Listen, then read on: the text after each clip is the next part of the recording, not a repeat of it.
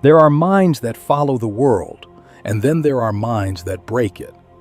Friedrich Nietzsche belonged to the second kind. He didn't simply think, he detonated ideas. Every word he wrote was a spark, a challenge, a heresy, a call to burn through illusions until only truth remained, naked and unbearable. For most of human history, men sought safety in systems, moral, religious, political. But Nietzsche saw something no one else had dared to face, that these systems were built not on truth, but on comfort. They were designed to protect humanity from the unbearable weight of existence, not to confront it. He looked into that abyss, and the abyss looked back, and instead of retreating, he smiled. In 1882, Nietzsche wrote a few words that changed everything. God is dead. God remains dead, and we have killed him. It was not a celebration, it was an obituary. Nietzsche wasn't announcing atheism, he was diagnosing the soul of modern man. For centuries, the Western world had built its morality, its sense of meaning, its entire hierarchy of good and evil upon the foundation of God. But science, reason, and skepticism had eroded that foundation. And Nietzsche saw what others refused to admit, that when you remove God, you don't just lose a deity, you lose the structure that tells man why he exists. He asked the question no one dared to confront. When God is gone, what becomes of man? What remains when the divine order collapses? What happens to morality when its architect is declared dead? To Nietzsche, this was the most terrifying and liberating event in human history. The collapse of objective morality meant that man could no longer say, "This is good because God said so." Now, man would have to create meaning himself. He would have to become, in Nietzsche's own words, the creator of values. It was not an invitation to chaos, it was an invitation to greatness. Nietzsche saw the 19th century world marching confidently into progress. Factories, steam engines, revolutions. But he also saw the quiet decay beneath it. He saw a generation of people who no longer believed in heaven, but hadn't yet learned how to live without it. He saw what he called the last man, the comfortable, mediocre, spiritually exhausted being who wants nothing more than warmth, safety, and entertainment. A man without purpose, without danger, without passion. And he warned, the death of God would not free humanity immediately.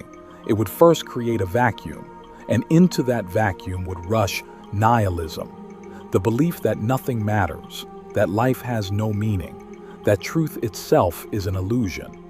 Nietzsche knew this darkness personally. He wrestled with it, not in theory but in his own trembling hands.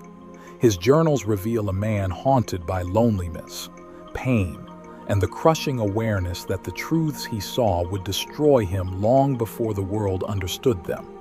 Nietzsche didn't write like other philosophers. He didn't argue, he proclaimed. His books read like scripture written by a man who had lost faith in scripture.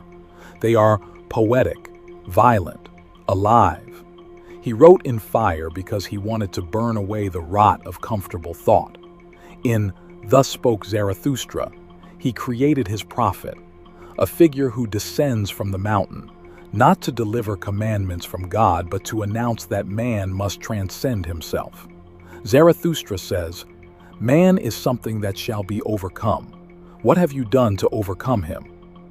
Nietzsche believed humanity was stuck between two states, the animal that once feared God, and the higher being yet to come.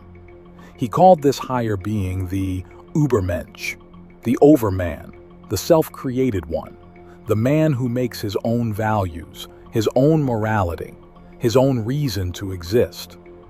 The Übermensch is not a tyrant. He is not superior by blood or wealth. He is superior by consciousness.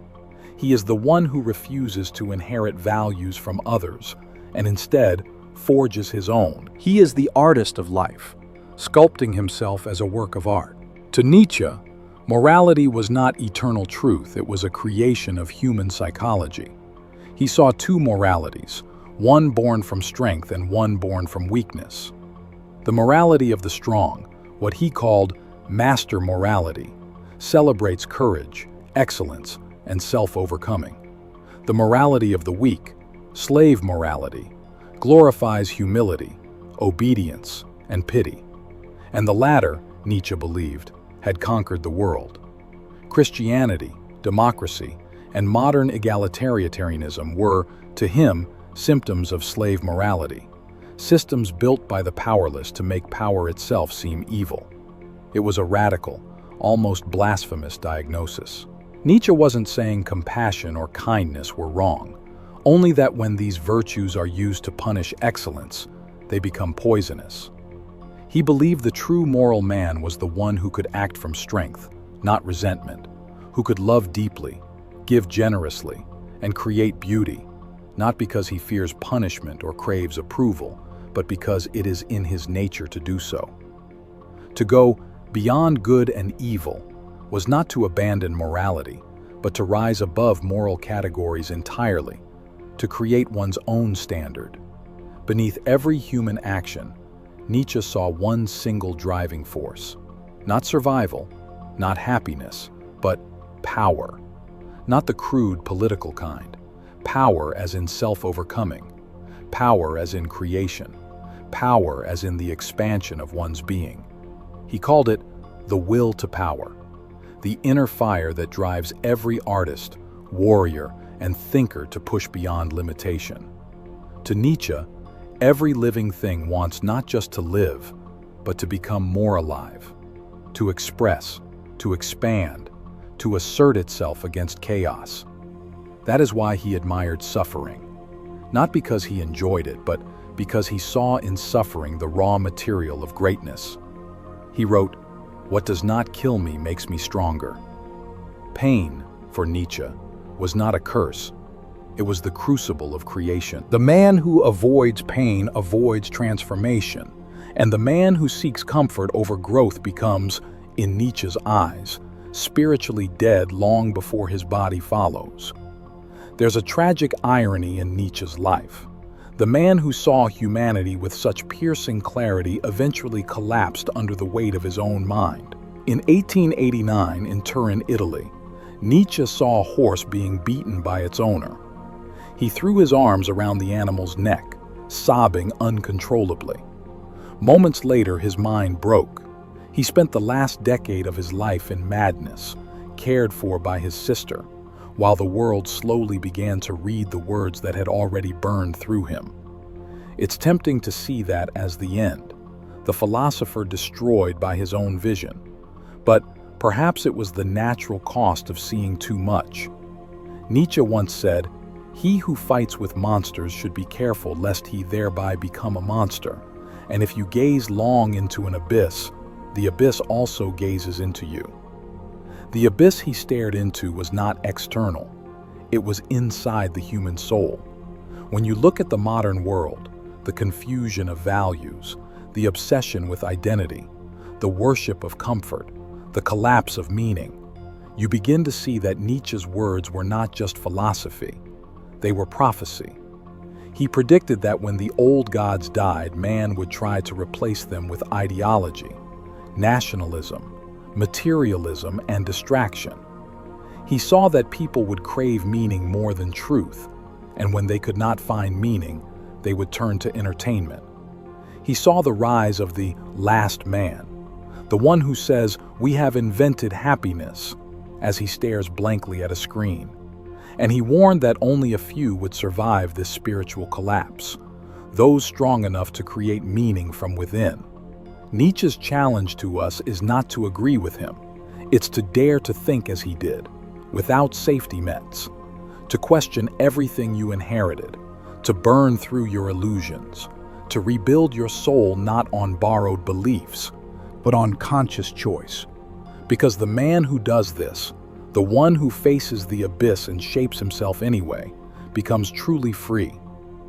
Freedom, for Nietzsche, was not comfort. It was responsibility. It was the weight of creating one's own values in a godless world.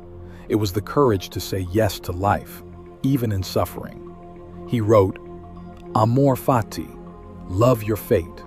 To love your fate means to embrace everything that happens, joy and sorrow, victory and defeat, as necessary parts of your becoming. It means to live so fully, so consciously, that even if life were to repeat forever, you would say, yes, I would live it again. That was Nietzsche's final test, the eternal recurrence. Could you live your life endlessly and still call it good? Friedrich Nietzsche's mind burned like a furnace, consuming every falsehood it touched, leaving behind the raw metal of truth. He was hated by some, misunderstood by most, and worshipped by those few who recognized that his madness was a form of clarity. He was not just a thinker, he was a mirror, showing mankind the face it refused to see. He didn't give us comfort, he gave us danger, the danger of thinking for ourselves. He didn't give us answers, he gave us the courage to live without them. And that is why, even today, more than a century after his death, Nietzsche's mind still burns through the pages, whispering to those willing to listen.